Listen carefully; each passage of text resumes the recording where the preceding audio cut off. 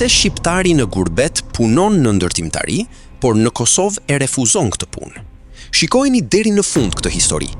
Çdo mëngjes, mijëra shqiptar në Gjermani, Zvicër, Austri dhe vende të tjera të Evropës zgjohen para lindjes së diellit. Veshin rrobat e punës, marrin helmetën dhe nisen drejt kantierit. Punojnë në vap, punojnë në shi, punojnë në borë. Shpesh gjinden në lartësi të mëdha, mbajnë pesha të rënda dhe kalojnë 8 deri në 10 orë duke ndërtuar shtëpi, ura, rrugë dhe ndërtesa. Askush nuk thot se kjo punë është e lehtë, por e bëjnë çdo ditë, sepse duan të sigurojnë një jetë më të mirë për familjet e tyre. Madje, shumë prej tyre, me paratë e fituara në ndërtimtari, kanë ndërtuar shtëpi në Kosovë, kanë bler toka, kanë hapur biznese dhe kanë shkolluar fëmijët. Por lind një pyetje që shumë njerëz e bëjnë. Pse i njëjti shqiptar punon në ndërtimtari në Gjermani apo Zvicër, ndërsa kur kthehet në Kosovë nuk dëshiron ta bëjë të njëjtën punë? Sot, në shumë qytete të Kosovës, mungojnë punëtorët e ndërtimit shumë kompani. Kërkojnë murator, armaturist, kallajxhinj, fasadues, mjeshtër pllakash dhe zanatçinj të tjerë.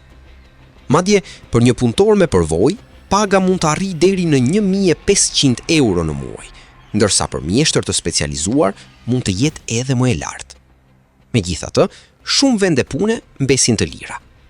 Disa thonë se problemi është paga. Të tjerë thonë se kushtet e punës në Kosovë nuk janë në nivelin e atyre në Evropë.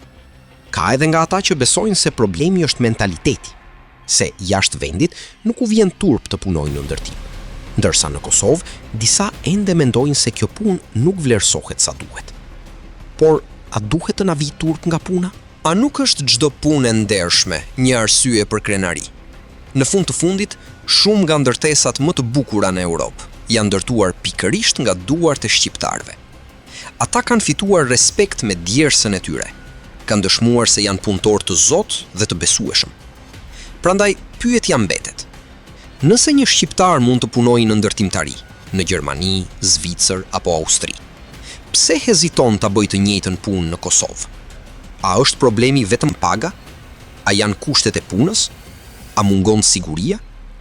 Apo ende kemi një mentalitet që duhet të ndryshojë? Po ti, çfarë mendon?